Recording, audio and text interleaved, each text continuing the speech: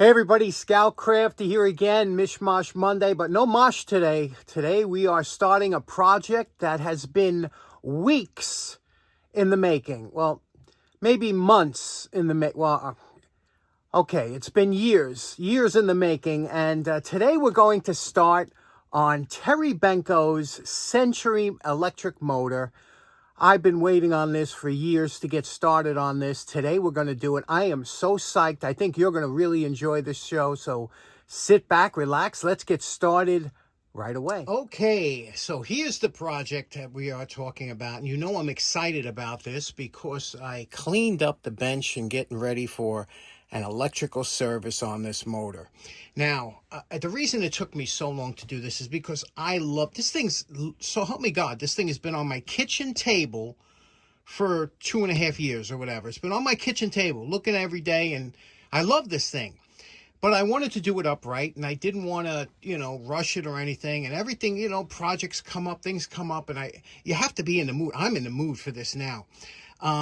The thing is, there's a couple issues that we want to talk about with this motor and what type of motor it is, and we're going to go through it and clean it up. But I can't do a full restoration. I don't have time. It's going to take at least a week. I don't have that kind of time. I'm putting out videos 3 a week. But what I am going to do is we're going to do a cleanup and a refurb on this, get this thing perfectly running. Then when the warmer weather comes, good painting weather, I could spray it and then do that. But it's too big of a project to spray in my basement. I spray small stuff down here, but then I leave the basement, let it air out, so. Okay, so let's talk a little bit about what this motor is. Now, there are dozens of different types of electric motors. We have brushed motors, we have induction motors, we have capacitor start motors. We have all different types. This here is if you look at the tag here, it's a RS, stands for repulsion start. It's a repulsion start induction motor. So basically, what makes this so cool is this motor starts like a brushed motor, like you have in your electric drill. And then once it gets up to speed, the brushes disconnect and it becomes an induction motor, which works off magnets, just a magnetic field, which all he does. So the brushed motors have a good torque to them, but they're noisy. The induction motors are quiet, but they don't have a lot of torque. This has the best of both worlds. It's a fantastic motor. Century motors were fantastically built. They were built to last a lifetime. Over a lifetime. This one here is 1915, 1916. So, I mean, that's over a lifetime, right? And we're going to see. Now, Terry says it runs. I wanted to start it to show you, but the problem is it's a little bit dry. It's been on my kitchen table. And I always tell you about the wonky wires that you're always going to find on motors. That's just comes with the territory, so don't worry about that. But if he says it runs, I'm sure it does, but I'm going to take it apart, clean it, lubricate it. There's some cool lubrication on here. It's got bushings instead of bearings, which are super cool when they work, and these are meant to work, and I'll show you about that. So let's tear into it. Now, the first thing you have to do when you're going to be working on a motor like this, you have to have a good area. You have to have a lot of small containers because there's going to be a lot of parts to put in. And it's going to be dirty. So you have to have a new container, a tub and towels, which I have brand new. We have all kinds of things. So let's get started. I'm really psyched. And let's tear into this. Okay, first thing we're going to do, I just removed the wire nut here. And I'm going to remove this tape here. And, sorry, I can always tell you, we don't want to leave these on there. You see, it's just gently wrapped around here. We want good connections on here. Now, depending on the RPMs of the motor, it has how many poles there are, okay? Now, if you have a 2-pole motor, it's going to be 3,600 RPM around there. This is 1,750 RPM. That means it's going to be a 4-pole motor, which is going to have good torque to it. The more poles, the more torque. And so now what we do is we mark these two. I took a marker and just marked these two here so that I remember if they come apart, that I remember that's one. And now I'm going to take the wire off, and then we're going to take the bell housings off, the bell ends. Now, very rarely will you have a problem with these machine screws for 2 reasons. Number one, they usually don't get rusted in there. They're usually not very difficult. Sometimes they have screws that go all the way through the the housing and have a nut on the other side. But this one here, these screws, these machine screws, are amongst my favorite, and I'll show you what they are. These are called Philister head screws, and they are the best as far as for using slotted. This one was attempted to be opened before. You could see it's the only one that was kind of stripped. The rest of them are in decent shape here, you could see. But okay, now that we got all the screws out, now we're going to knock the ends off here, and what we're going to use is a piece of wood and a soft blow hammer. Now there's a good chance it's been on here for a long time, so any piece of wood, a block of wood here, and then gently just tap here and go around like this, and you'll see it's starting to separate. Okay, again, wood is really good for this. Up, and there we go. Look at that. And then this pulls right off here. Okay, you got to be very gentle. Now here's what you got to be careful of. Okay, there is a bronze, this is brass I think, but a bushing in here. You see this end? That end is buggered up. It's always that way because that's meant for a keyway, and then people, when they put pulleys on, they have set screws, they drive it in. You see what happened here? Now, you saw when I went to slide this off, it was hanging up a little bit. That's because that's buggered up. So what you have to do is you have to go over that with a file so that this slips off easily. You don't want to force this off because you'll screw up the bushing. So that's an important point. Let me do that real quick. Now, it's important you use the right file. Hey, wait a minute. Okay, I was just kidding there. No, we're going to use a mill bastard file. Nice smooth file, and just rotate around the shaft. Now, you're basically just taking any burr off the end of that shaft so that that bushing could slide off without damaging the bushing. If you try and pull it out, then remember, that's soft bronze or brass bushing. You don't want to mess it up, but just follow that file around until you don't feel anymore, and then just slide it off gently. Bob's your uncle. Okay, once you have your bell end off, it's important you look at the end. You see that nice bushing in there? It's got those grooves in there to hold the oil. It also had a washer that looks like the washer is half worn off, which is okay. We'll replace that. But sometimes there's spacers on here. You have to be leery of that. Now, this is that part of the housing. Now, there's three parts, basically. The housing, there's a rotor, which we're going to pull out, and then there's this stator. The stator is the wire coils that stay in there. So we're going to pull out the rotor now. Now, try and be careful with this because you don't want to drag anything across the inside, and you don't want to scrape up the rotor at the same time. So just be careful and guide it out gently. Now we'll bang off the other bell end here. Now you have to be careful because there's wires that are connected to this side, okay? So you just loosen it up and see what happens when you... Here, you see what I mean? Okay. This is your brush assembly unit, and we're going to be working on that very shortly.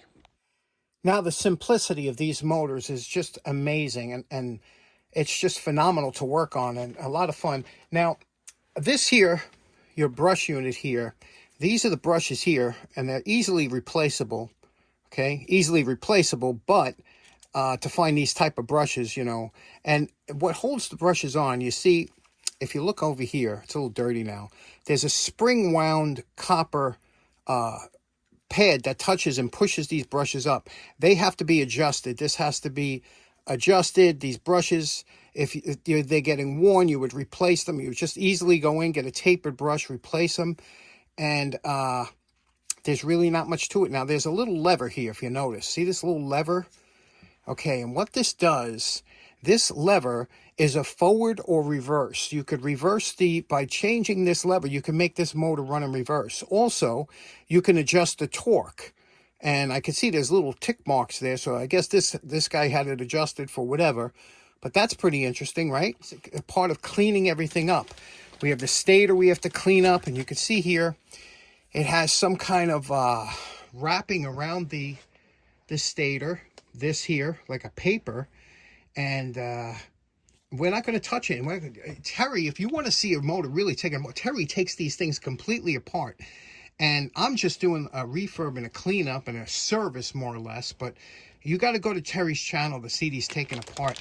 And here is the wires. We're going to have to take this apart and make sure these wires are all, we'll probably I cover them with something to make sure that they don't short out or anything, but this is non-metallic, so we'll do that.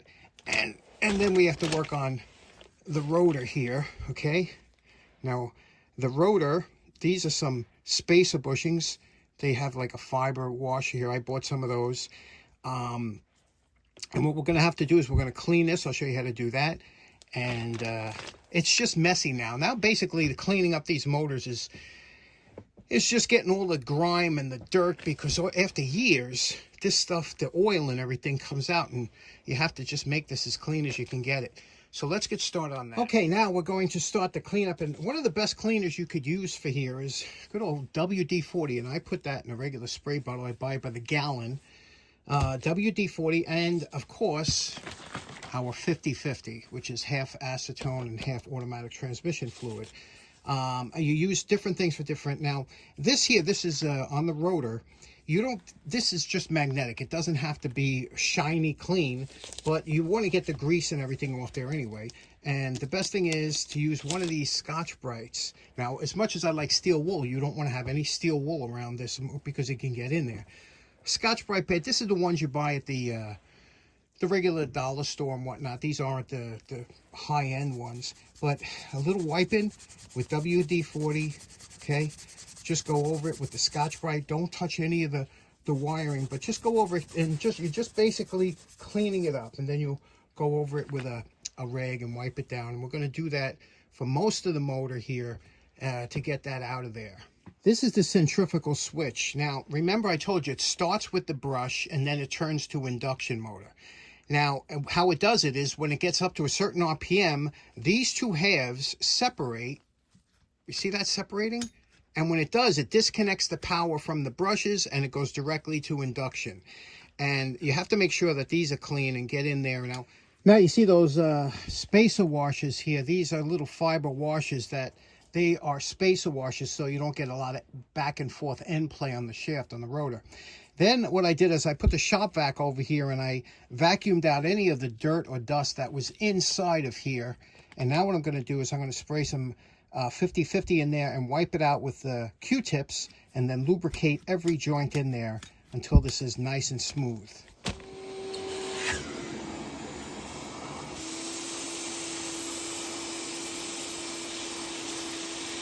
Now the centrifugal switch, nice and smooth, all lubricated. Now we have to deal with the brush plate here.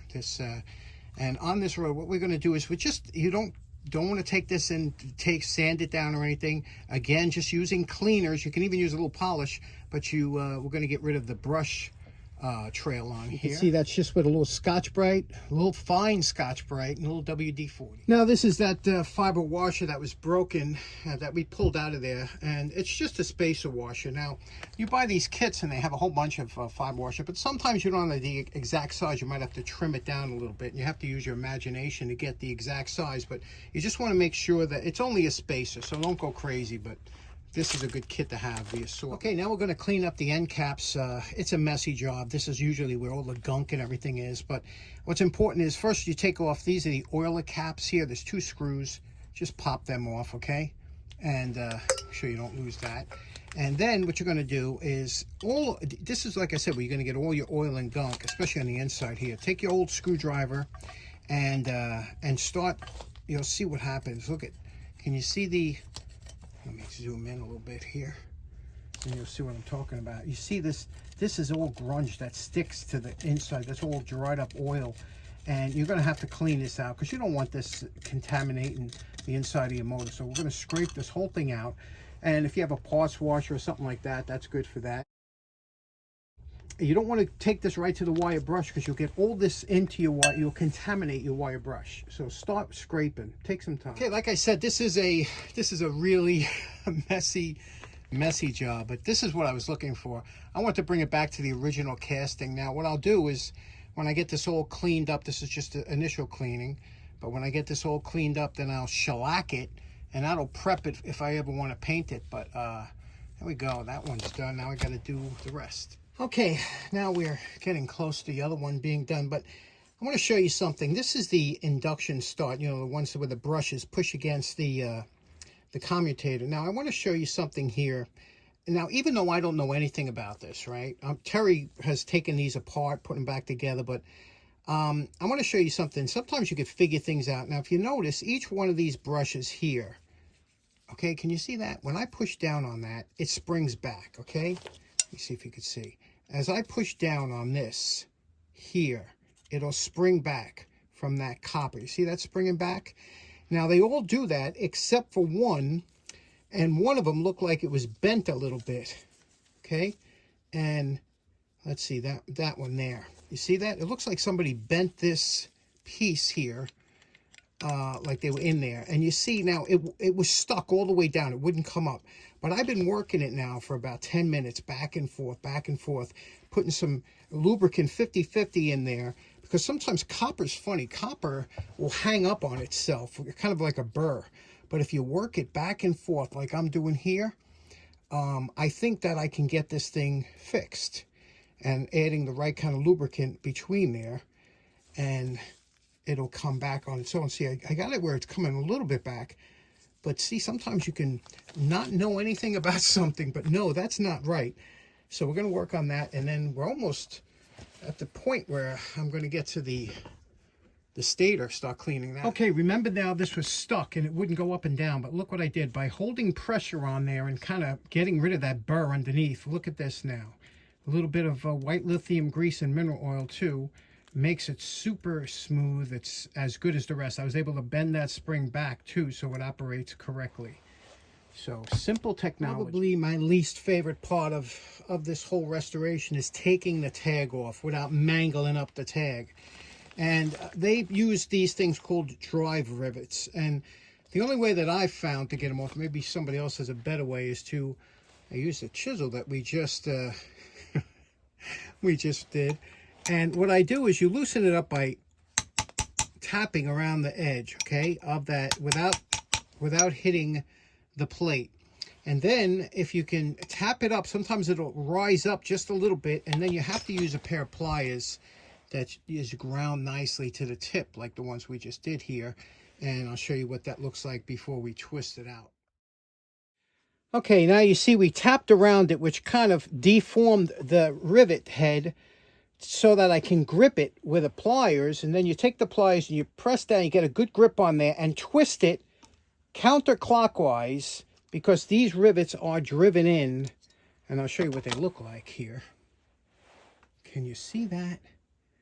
Can you see that? I hope it's focused in there, but there it is. These drive rivets, you can buy them to replace them, but like I said, a pain in the neck. Okay, I'm back from dinner.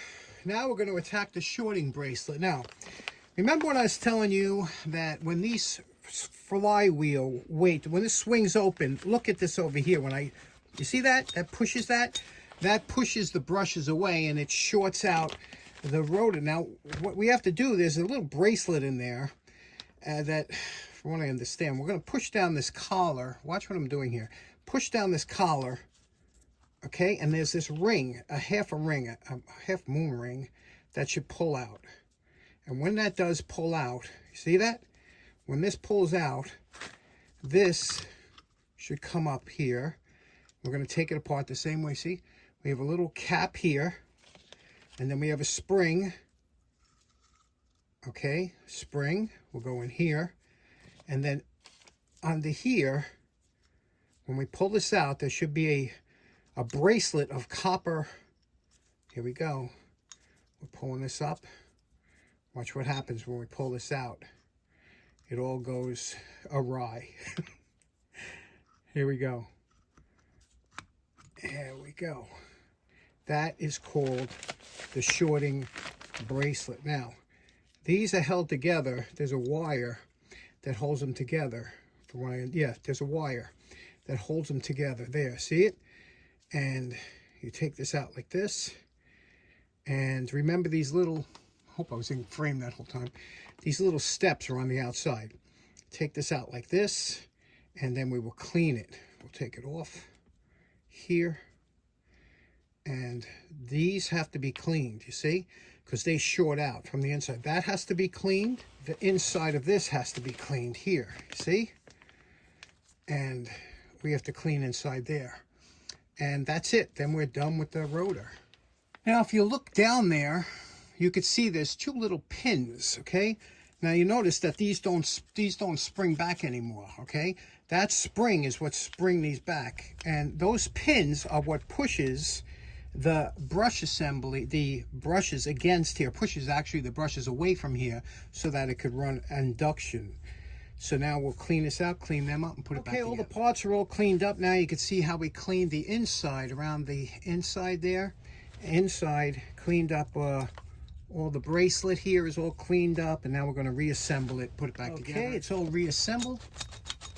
Nice and smooth. Okay, now it's time. We wire brush the outside case. Now it's time to inspect the windings. And what we're going to do is take a bright light, put it over here, and we're going to turn this whole motor around and keep looking for an area that has shiny copper showing on the motor. Now, if you look here, I don't know if you'll pick up on camera, right there, you could see is a little bit, the insulation is starting to wear on that wire. And you can see the copper underneath, okay? We're going to go through the entire windings here. Anywhere you see something like that, we're going to cover it with insulating varnish. That's this here. It's specially made for motors. And you just put a little bit on there with a brush, and that'll dry, and it'll insulate that from becoming a problem in the future. Anywhere you see any of the abrading or whatever, but all this stuff that's wrapped up should be fine, hopefully. We went through all the windings. This is dry now. It dries very quickly. Covered anything that might have looked even a little bit thin. Now we're going to clean the brushes using the electronic cleaner. Get these nice and cleaned up, and then we will go alcohol and wipe down the entire and put some primer on the metal. Electronic cleaner does a real nice job in cleaning up the brushes. Now we got to start working on the wiring, and you see these clips here, we got to cut them off. No way to get them off, and we're going to make the wires real short. This is always a problem to get the wires to come out looking neat. A lot of motors had boxes, things like that to hide it. This kind of had the leads coming out, but what we're going to do here, we're going to pull this off. Now, these were connected, and you got to remember to put these on before you do anything here. But we'll clean up this piece here. These are little insulators that insulate. You want to make sure they're not broken or anything that it could short, and they look in good shape and so far. And we'll check all them, and then what we're going to do is we're going to add some wire to this using solder, and then we'll heat shrink it.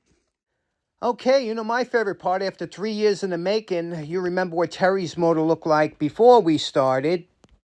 And we're calling this project done. Now I have to tell you something, this was the hardest project I've done all year long, by far. I've got probably 12, 13 hours into this, and in a couple days, it was just, it was like one of those TV shows you see where you're fighting the clock. But what do you think of how this came out? First of all, we did a few things on here that I just always want to do. I always want to get the caps, these end caps or end bells. I always wanted to shellac them. I wanted to leave because there's such a nice casting, I thought. And I just think it looks, and I wanted to do the color here.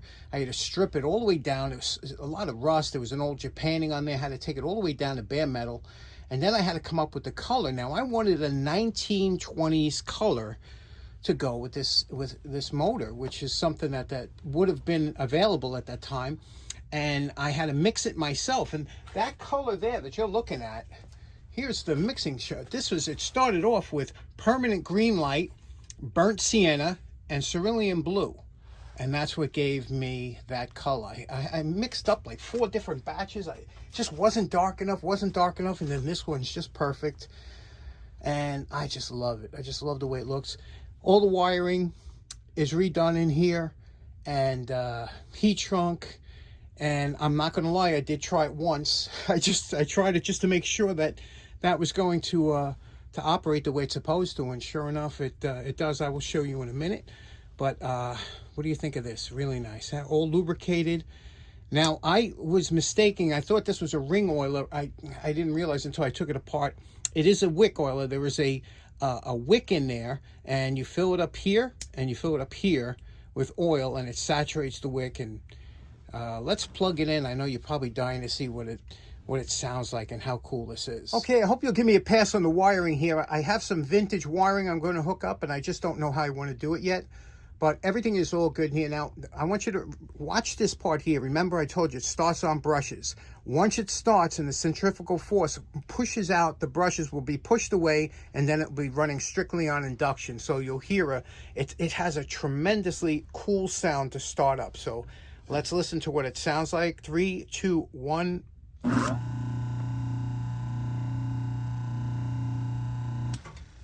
And then listen for the brushes.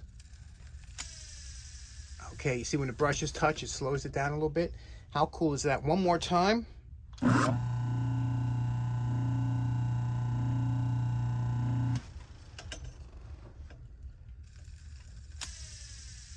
Isn't that sweet? Now, a couple things I want to point out. Okay, now if you look over here where this screw is, that's a little brush manipulator. What that does, when you loosen up that screw, there's 2 notches here. The one notch that it's on now will allow it to spin one way, and then if you loosen that up and move it to the other notch, it'll reverse direction. So let's try that out. First of all, let's take a look at which way it's revolving now.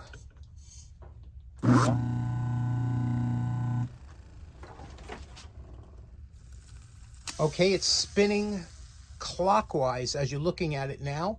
Now what I'm going to do is take this like this, loosen that up, move that down to the second notch here. Let's see where that notch is. I'm going to move it to the notch, tighten it up, and then we'll try it again. There, you can see those notches right there. You see that? Okay, now that we reversed it, let's plug it in. Okay, you see it's spinning the opposite way just from moving that down.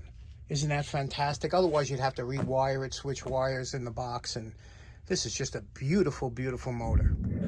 Okay, so in closing, you're probably wondering why it took so long for me to get to this motor, years. And it's because Terry Benko from Benko Vintage Machine Works, that's his channel. Terry does the best motor restorations on all of YouTube. And when he sent me this motor, he said, "I'd like to see what you can do with it." And you know, I do custom stuff, and I said, and he's a purist. He does them beautiful. I mean, the best, like I said, on YouTube. So I wanted to do something that he would look at and say, "Okay, I'm glad I sent it to him, and that he didn't screw it up." So I mean, I'm really happy with it. I think it looks classic, and I hope Terry likes it too. And I want to thank him very much for sending that over and being so patient. And I even had subscribers saying, "Hey, when are you going to get to that motor?" So if you can do me a favor, I appreciate it. Terry is close. He's only like less than 100 subscribers away from 3,000. And he don't post a lot because he's busy with his young son. But if you can, let's get him over 3,000 just as a thank you for sending this motor over. I'll have a link to his channel, the first comment. So if you look at the pinned comment to this video, that'll be a link to one of his videos. And if you want to see some great restorations and great motors, electric motors, if you like them, please stop by. You won't regret it, I'm telling you. Thanks so much for tuning in. Sorry about the long video, but I really enjoyed this one. Hope you have a great day. We'll see you again on Wednesday. Take care now. Bye-bye.